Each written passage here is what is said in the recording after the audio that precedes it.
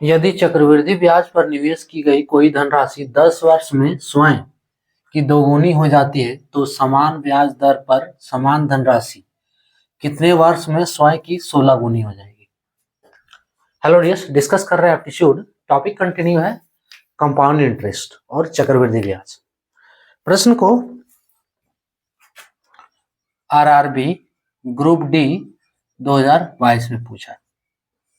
क्या दिया है? यदि चक्रवृद्धि ब्याज पर निवेश की गई कोई धनराशि है 10 वर्ष में दोगुना हो जा रहा है तो समान ब्याज दर पर और समान धनराशि पर कितने वर्ष में 16 गुना हो जाएगा। खुद का 16 गुना यानी कि स्वयं की 16 गुनी, जो मूलधन है उसका 16 गुना हो जाएगा। इसमें क्या है, एक फॉर्मूला लगाना है चक्रवृद्धि ब्याज का। अमाउंट का फॉर्मूला क्या है? अमाउंट इक्वल्स टू होता है P into 1 plus R by 100 इसका होल पावर T। T की जगह पे N भी लिख सकते हो, कोई दिक्कत नहीं। अब अमाउंट क्या है? मिश्रधन है। अमाउंट क्या है? मिश्रधन है। उसके बाद P इक्वल्स टू प्रिंसिपल है ना, इसको कहते हैं मूलधन। अगला R है रेट, ये होता है दर, जिसको R स्किप करके आगे बढ़ जाओ। और T है टाइम। इसको बनाने के लिए ये फॉर्मूला जानना जरूरी है, इसीलिए हम साइड में इसको लिख दे रहे हैं। ये T इक्वल्स टू टाइम, ये समय कहलाता है। अब देखो दिया क्या है, चक्रवृद्धि ब्याज पर निवेश कोई धनराशि 10 वर्ष में स्वयं की दोगुनी हो जाती है। यानी कि T जब 10 वर्ष है, ठीक है, तो अमाउंट इक्वल्स टू हो जा रहा है 2P। ये ध्यान दो, है ना। इनिशियली क्या है? इनिशियली जो है शुरुआत में सब कुछ यही है। Amount equals to P into 1 plus R by 100 इसका होल पावर T।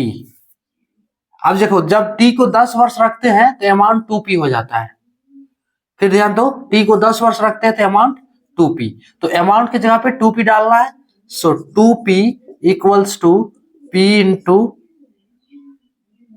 ये चाहो ना तो आप इसके नीचे लिखो, ज्यादा बेटर रहेगा। देखो T इक्वल्स टू व्हेन, जो प्रश्न में दिया है उसके अनुसार सॉल्व करो। व्हेन T इक्वल्स टू, जब T इक्वल्स टू 10 वर्ष है तो मिश्रधन क्या हो जाता है? मिश्रधन इक्वल्स टू 2P। क्लियर? तो अमाउंट की जगह पे 2P डालो। सो 2P बराबर P into 1 plus R by 100 है, 10 नहीं, R बाय 100 इसका होल पावर 10, यानी कि ये 10 हो गया। ये दिया हुआ है आपको, ये दिया हुआ है, ठीक है। अब पूछ रहा है कितने वर्ष बाद जो है T जो है 16P हो जाएगा। ध्यान दो, T इक्वल्स टू क्या होगा? जब अमाउंट इक्वल्स टू होगा 16P, बस यही करना है। T इक्वल्स टू क्या होगा? जब अमाउंट इक्वल्स टू होगा 16P, क्या होगा तब? देखो यहां 2 जो है इसकी जगह पे 16 आना चाहिए।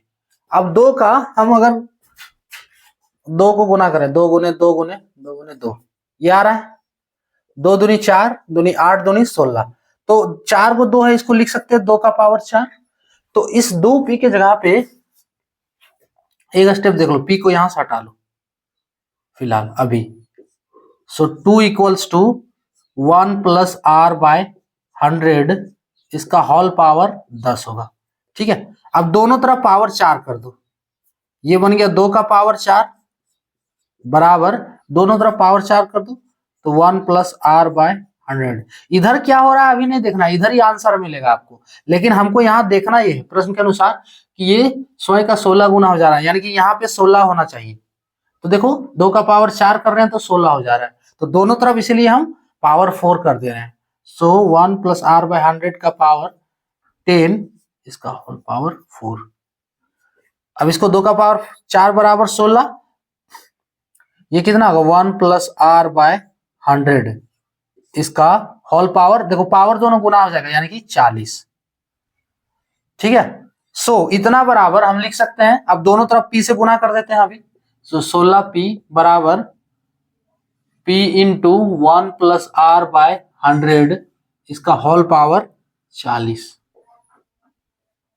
अब ध्यान दो, ये जो इक्वेशन मिल रहा है इसमें सारा वैल्यू निकालो, तो p बराबर p है, r बराबर r है, तो समान दर है ना, समान धन राशि, ये बोला है जो समान दर समान धन राशि।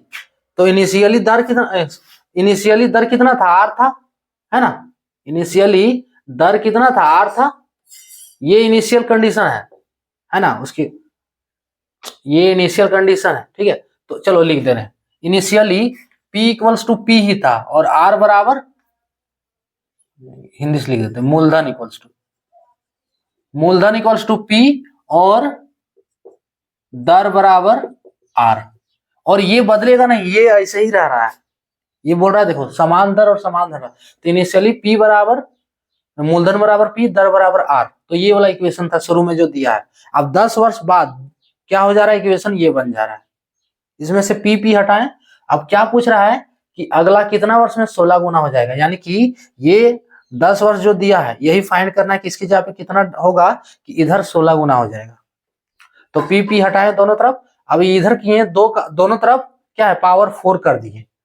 ठीक है, क्यों किए इधर हम दिखाए हैं, ये रफ में क्यों किए हैं, ये हम यहाँ रफ में दिखाए हैं। ठीक है, सो दोनों तरफ पावर 4 कर दिए, ये हो गया, ये पूरा 1+r/100 का पावर 40, होल पावर 40 इसका, और इधर 2 का पावर 4 बराबर 16। अब हम दोनों तरफ p से गुना कर दिए। अब ध्यान से देखो, जो पूछा है वो हमें मिल गया, कितने वर्ष बाद मूलधन 16p हो जाएगा, है ना, अमाउंट 16p हो जाएगा, तो अमाउंट ये वाला हो रहा है 16p हो रहा है ना, और कितने वर्ष बाद, तो वर्ष कौन वाला है, ये वाला है, पावर t देखो, सो ये t मिल रहा है, यानी कि व्हेन, जब यहां ये आंसर आ चुका है 40 वर्ष, जब p बराबर मूलधन बराबर 16p होगा, मूलधन बराबर 16p होगा, तो समय कितना होगा वही पूछा है, तो समय बराबर 40 वर्ष, समय बराबर 40 वर्ष। देखो 40 वर्ष में मूलधन 16p हो रहा है, यही पूछा है, तो ऑप्शन बी वाला करेक्ट होगा, है ना। तो इसका देखो कॉन्सेप्ट क्या है, कि जो फॉर्मूला है, अमाउंट का फॉर्मूला है ना, अमाउंट के फॉर्मूले में दोनों तरफ पावर 4 कर दो। अमाउंट का फॉर्मूला जो है, हाँ, अमाउंट के फॉर्मूला में दोनों तरफ पावर 4 कर दो, है ना। ये जो प्रश्न दिया है उस कंडीशन को डालने के बाद, जैसे जब समय 10 वर्ष है तो समय 10 वर्ष डाल देना है, मूलधन क्या हो जा रहा है 2p, जो अमाउंट है 2p हो जा रहा है। अब इस अमाउंट ये जो निकाले हैं, ये निकालने के बाद दोनों तरफ पावर 4 कर दो, आपको मिल जाएगा कि कितने वर्ष बाद जो है मूलधन जो है वो मूलधन का 16 गुना हो जाएगा, तो कितना वर्ष बाद, 40 वर्ष बाद। अब इसका शॉर्ट एगो क्या है देख लो, एक शॉर्ट लगाना है फॉर्मूला, p का पावर p1 का power 1/t1 is equals to p2 का पावर 1/t2।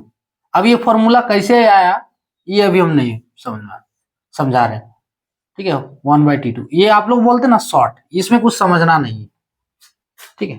समझने के लिए ये वाला, ये आपको जानना बहुत ही जरूरी है कॉन्सेप्ट के लिए, बनाने के लिए, ठीक है। अब ये शॉर्ट है इसका, अगर बोलोगे कि हमको सिर्फ आंसर लाने से मतलब है, तो फिर देखो ये वाला, ठीक है, क्या करना है, P1 क्या है 2p, सो T1 कितना दिया है 1/10, P1 की जगह पे 2 डालना है, T1 की जगह पे 1/T1, हाँ, T1 की जगह पे 10 बराबर, अब P2 कितना हो जा रहा है 16 हो जा रहा है, 16 गुना, सो 1/T2, T2 फाइंड करना है। अब 2 का पावर 1/10 और इधर 16 का पावर 1/T2, अच्छा 16 को लिख सकते हैं 2 का पावर 4 लिख सकते हैं, है ना, सो 2 का पावर 1/10 बराबर 2 का पावर 4, इसका होल पावर 1/T2। क्लियर? नहीं समझ में आ रहा है? ये ब्रैकेट थोड़ा एक जैसा दे दी। चलो अब हो रहा है, इसका होल पावर 1/T2।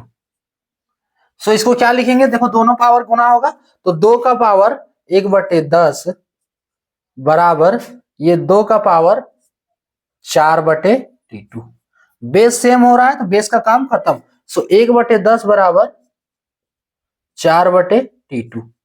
अब T2 का वैल्यू क्या निकलेगा, क्रॉस मल्टीप्लीकेशन कोना कोनी गुना, है ना। सो T2 गुने 1 बराबर, और यहां और दे दो, और का साइन दे चलो। सो और T2 बराबर क्या होगा, अरे कोना कोनी गुना, सो T2 गुने 1 T2 होगा, और 10 गुने 4, 10 गुने 4, T2 बराबर 10 गुने 4 बराबर 40 वर्ष में। ठीक है, ये हो गया शॉर्ट ट्रिक, ये कर दो आपको वैल्यू मिल जाएगा। अगर इस टाइप के प्रश्न आपको मिला और ये पूरा कॉन्सेप्ट है, इसको भी करने में ज्यादा टाइम नहीं लगेगा, लेकिन हाँ ये बना लोगे तो ज्यादा बेटर रहेगा, ये कॉन्सेप्ट वाला कर लोगे और ये शॉर्ट होगी, है ना। ये फॉर्मूला लगाना है, वैल्यू बैठाना है। देखो यहाँ T2 समय जो निकल रहा है वो 40 वर्ष बाद जो है मूलधन जो है उसका 16 गुना हो जाएगा, है ना। अमाउंट जो है मूलधन का 16 गुना हो जाएगा। क्लियर? तो ये था टॉपिक।